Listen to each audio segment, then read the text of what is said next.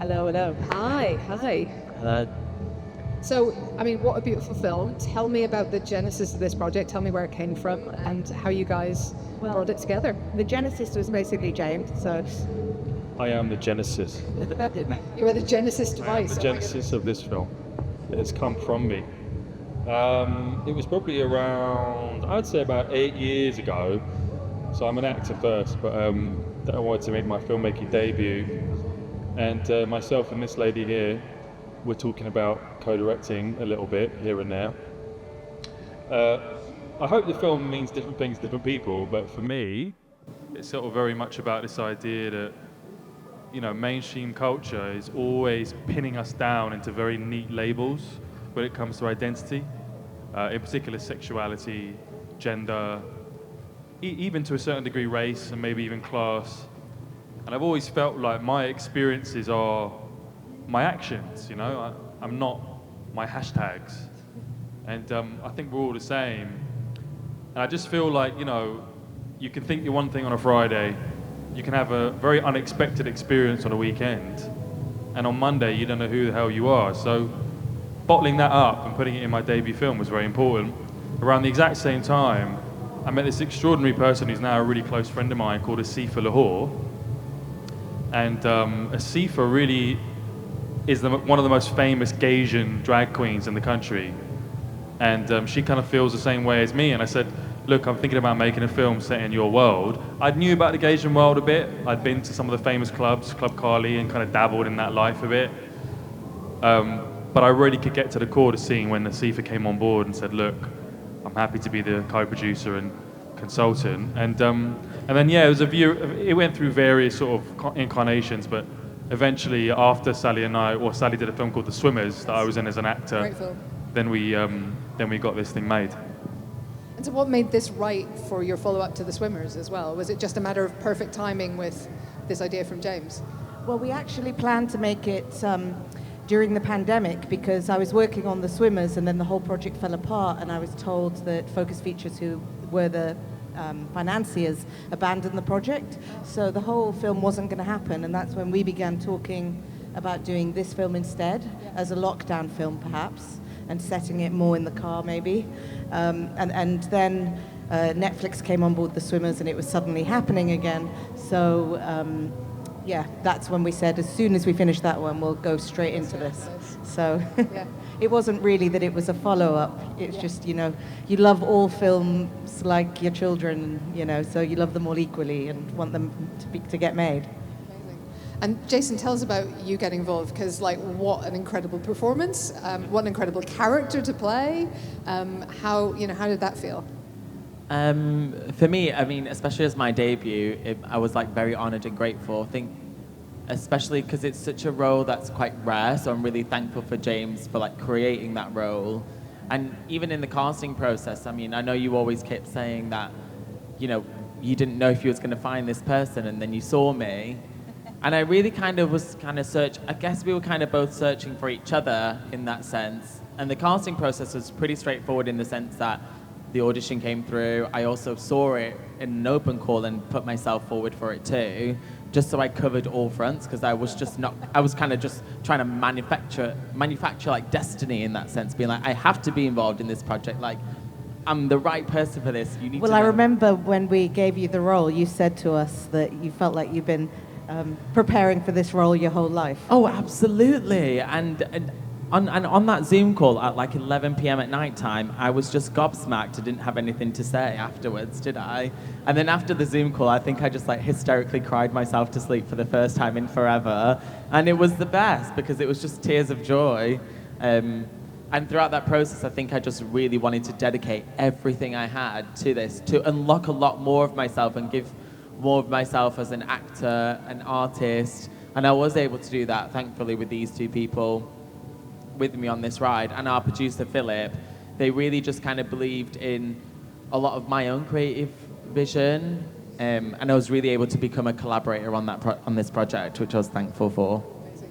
And tell me about the relationship between you and Ben's character, because the chemistry is off the charts, and it's such a delicate thing. It could easily go the wrong way. These stories are difficult to tell. So how was it working with him? Yeah, it was such a delight and such a dream. I think off the get-go we had this like instant chemistry and rapport that you just couldn't deny. And I mean, he always says that like you either have it or you don't, and we really did, and you just can't buy that sort of shit. And sorry, I don't know if I'm allowed to swear, but I will. That's fine. You just can't buy that, and thankfully we kind of had similar mindsets and working ways, and we was kept apart for our whole like rehearsal process. So the first scene that we actually shot together was my first day, and it was our love scene, and it was absolutely terrifying and frightening, but it was magical and like so fun. And what are like, you just got to go in deep, haven't you? And then we were like, we could go as far as we could have gone like with each other, having only spent 4 hours together, and now the rest is just like, you know, colors and rainbows. Maybe just for a little bit of context there. Oh yeah. There was a reason why we did that. Yeah. I was about to ask, what was the thinking behind that scheduling? Because, you know, love scenes are quite famously difficult. So is it a matter of getting it over with early, or was that just it had to work out that way? No, so usually, you know, directors are told, oh, do the love scene late in the schedule so that everybody's comfortable with each other. But we had Ben Hardy on the project from the beginning. He was somebody who had been on James's radar, actually. And so Ben was on board before we'd found Jason. And when we got Jason's tape, we invited Jason to do a chemistry test, because chemistry is everything in a love story like this. And when we saw the chemistry between them and how it was off the charts, in the first take, James and I just looked at each other and knew we suddenly had the film. And so then on the way home, we said, okay, the problem is going to be they're going to exchange numbers, they're going to spend loads of time together, they're going to get to know each other really well, and it's going to take all of the electricity out of their relationship. Yeah, and the danger. Yeah. Because that's one of the big things is that, you know, they're very vulnerable in that love scene and throughout the whole film, as you are when you fall in love with someone. And we knew that we wanted to shoot that love scene in a very intimate way. There's a lot of extreme close-ups. There's a lot of very kind of intimate details. And, you know, Sally and I are huge fans, and I'm as an actor as well, we're huge fans of taking the act out of acting. We much prefer sort of behavior and capturing that. And, you know, it's amazing that Jason and Ben were open to this idea of, you know, slightly controversially not having an intimacy coordinator for that scene. We had one for the rest of the film, for the other love scene. But that was really important because we wanted them to not know each other too well, and we wanted the camera to look deep into their eyes, quite literally, and you to feel that risk and this discovery. Yeah, the vulnerability and the fear as well, and the tension of that scene, because in a way that the whole film is that scene. Yeah. And it is such a tentative relationship, both of them kind of pushing their own boundaries a little bit. And yeah, I loved how that was drawn. I loved how you performed it. I loved how you guys wrote it and directed it. And very brave of Jason, because it was, as you said, your first day on set and your first scene in the film and your first scene in a feature film. So, thank you so much, Sally. And just to add on that, not that it felt like I had to, that I was putting pressure on myself, but I wanted to make sure that I set like a really good tone for the rest of my career as well. And if that was the way that I was going to enter into this next chapter of my life, then this was the way that I really wanted to do it. I always thought it had to be something daring and bold, and this definitely was it. And I'm so excited for what people get to see. And it was crazy because like everyone else on that set was working at such an incredible level. I really wanted to match them and show them that I'm here, and like we will all work together, and we all put in the same energy, the same love, kind and respect in each other to just get this project made, and it shows. that's indie filmmaking. It's made for love, not money. Yeah. Now, speaking of daring, speaking of boldness, I want to talk about that third act attack, frankly, because I thought I knew where this film was going. I thought I knew what the dangers and the perils for the love story were. And of course, there was a totally different peril hidden in plain sight the whole way through. And it's horrifying. I was horrified watching this for the first time. So talk to me about that. How, you know, that kind of shift of tone, that shift of stakes is really important. Well, you know, myself and Sally, we're a big fan of reality in the sense that I think we actually prefer learning from that rather than films and documentaries and headlines. And the more I delved into this culture, you know, unfortunately, these attacks are quite common all over the world. In particular, I think in South Asian communities, but also when any sort of queer community comes into it. And what's quite shocking is that, you know, an unhealthy minority of that, so more than you think, are actually between themselves, within the group. You know, you've got to understand, like, a lot of Asian queens in particular in this country, they're fighting over scraps. You know, it's very hard to get jobs, very hard to gig, and even when you're gigging, you're making very little money. And they're a minority, kind of within a minority. Exactly. You know, like, I think you think about what Gaysians are, and particularly Gaysian drag queens, they're a minority within a minority within a minority. So they're being attacked from all sides. But that was something that really came from many things that I'd seen and heard. But, you know, I always remember there was one night in particular where I was at this club in King's Cross, and, you know, it was a huge fight between two queens, horrible. One of them had their nose broken really, really badly. And it was all over a guy, and it was super, super violent. And then at the end of it, you know, one of them was sitting on the back of the ambulance, the other one was on the curb, and then all out of nowhere, they're kind of cuddling each other and joking about it. You know, and that's the film. Yeah. Do you know what I mean? Like, in a weird way, you can imagine that after this film finishes, Karen, who attacks Aisha, they actually might have a conversation at some point, you know? And it's a really complex world that actually has a lot more darkness and tragedy than we put in the film, weirdly, but it would have been too much. But the key really is the humor to all of this, because I think, you know, that's so true. I mean, some of the funniest people I've ever met are from that community, but they're dealing with, as Aisha talks about in the film, you know, a lot of suicides and disappearances and all this kind of stuff. So it's just coming from a reality. Yeah. And a lot of the queens that James met when he was doing his research are also in the film as well. So. Yeah, so the supporting characters, a lot of them are real queens. So Zena, the best friend, that's Val, the brown queens, really living that life. A lot of the other queens, Manara, there's so many of them, yeah. And how were they to work with? Were they kind of taking you under their wing? And Yeah, absolutely sensational. Like James says, they are some of the funniest people like I've ever met, and such a joy to be around, and their like tenacity and to know what they've been through and what they are going through, and to be able to I don't want to say be a symbol, but a representative, and be able to just kind of bring such a shine a light on their story and give them like the flowers that they deserve is just such a true honor, because they really deserve it, and they're so talented. They're away in these underground spaces, like, you know, redefining their culture like for themselves and for the community, and really creating these safe spaces for people to explore their identity and find confidence and be empowered. So it's just absolute joy. Beautiful stuff. But tell me from your point of view about those difficult last scenes, because there was a moment, it's not just the horror of the physical attack, it's also the attack on confidence, on personality, on self-expression.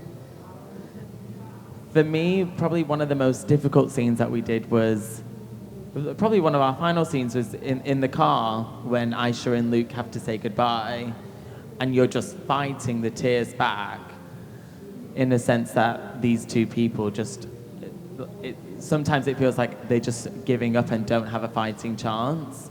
And that was really, really, you know, I remember that when I shut that door, I just used to like go into floods of tears because they'd hold Kurt, but then I'm like, oh my God, I feel so sorry for these people, so bad. And then we do it again and again. But it was absolutely amazing.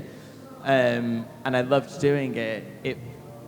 It felt like I went on such a journey with these people, and with the people that were doing it. We were all felt like I should become a part, and Arsha could become a part of these people. And my whole character journey was these two separate characters and kind of bringing them together. And that was such a pinnacle point in like Aisha and Ashik's journey of, you know, it's such a switch of like, it's a turning point. And it's a make or break situation, and that for me was probably really, really special to film that. And the scene with the lipstick, it's almost like it's like a reality coming back to life or something. It's beautiful. It's so nostalgic and reflective, and there's a part in the it didn't make the cut, but you know, I would kiss the mirror, and I just remember like looking in, as Aisha, like looking in eyes, and kind of, it's such an imagination of like what can be. It's so, it, don't know, it just kind of evokes an emotion in you that kind of relights a fire, that kind of sets the tone for the end then. I know there aren't very many of you here. Do any of you want to ask a question? Just checking? Okay, cool. That's all right. I'm keeping going. I just wanted to offer people The man over there is dreaming a question. I think he might be. I'll see if I can tune in. We know Shania Twain is on. She's sensational. But I really love you all for coming to see the three of us, because we are the equivalent. Collectively and individually. What were the hardest scenes to shoot for you guys? Hardest scenes? Yeah. I mean, logistics-wise, for probably example, the big fight scene. fight, Oh, yeah. Because we were running out of time, and we only had that location for a certain amount of time. Because we had to do a bit of a reshoot on that. But also just... I mean, I think, you know, this was a low-budget indie film, and in that sense, you know, you're Everything always is hard. sprinting against the clock. Yeah. So I think that was always our biggest challenge. I mean, we had a great team, great HODs who were really going above and beyond. So, yeah. And it's a beautiful film as well. I mean, talk to me about the kind of colouring, because you've got this kind of neon world for Aisha, and then this very drab, grey world that's lacking in colour, quite frankly. So was that very much a deliberate decision? Yeah, massively. Again, coming from a reality, I mean, gosh, is that world colourful, the Asian world? You know, we talked quite a bit about the films and the filmmakers that we love. You know, Sally and I are big fans of Jacques Audiard. You look at a lot of his films like Un Prophète and others, where he has this incredible level of detail and realism, but he can burst into cinematic poetry, and it can just work. Another thing, we love The Sound of Music. Right. And The Sound of Music, I think, is one of those extraordinary Technicolor films where it's such a serious subject matter, you know, but all of a sudden they're literally singing in the hills, and you're in this clearly kind of sweet musical, and then suddenly you've got these family drama scenes in that home, you know. So I think like we're a big fan of those tonal switches, but making them work. But again, that's what those worlds are, and even Luke's world, which I know very well, because my white family, I'm half Indian, half English, and my white family are from Essex and from East London. It's grey, but if you look at it, there's a lot of that yellow, burnt-out grass that is very kind of native to Essex, actually. So it's a different type. Do you know what I mean? Like it's... The world was very much, you know, like the characters, kind of, you know, two worlds. And then as Luke entered into Aisha's world, so that changed, and there was like more color in his world. Yeah. And we wanted the sensation, for the audience to have the sensation of what it felt like to fall in love. Yeah. So time becomes elastic, and what could be a 5-minute conversation, you know, might feel like 5 hours, and, you know, suddenly Aisha will appear, and so playing with slow-mo and some of those things, you know, just to accentuate that feeling of falling in love. And all those scenes in the car was, I mean, that just chatting, it felt very, very real. But like, was there any like improv there, or was that very much kind of what was written? It was very much what was written, actually. Again, we were sprinting at such a pace. It was an incredible script. We didn't I have... mean, it's the honest unbelievable. truth is we would have improved. Okay. We would have improved if we'd had time, you know. And, you know, when you're sprinting like that, you've just got to, like, keep going. So, yeah. So what's next for all of you? You've obviously got this coming out in cinemas next Friday, right? Yeah, so we're very lucky. We've got a very good release. We're currently in all View cinemas as previews, as the lead film in View's Pride season. And then Friday we've got a really good release too. So, and then we're going to get an American release and international, and then we're on a big streamer in a few months. So, you know, it's great to have that. But you know, ultimately, it's not. We're just so proud of the film. You know, like it's one of those rare, as we're sort of all hinting at, it's like one of those rare examples where I think people were doing it for the right reasons, and they felt like we were shining light on a community and a story that is very rare to see in cinema. And I think, as Sally said, I think that that's the great thing about independent film, really. Absolutely. Well, listen, I hope it's a huge, huge success. I hope, you know, I'm not going to say you make 10 sequels. It's not that kind of film, but I hope they live happily ever after, frankly. They do in my head. We Thank hope so you too. all for Thank coming. you. Thank you for coming. Thank you guys. Cheers.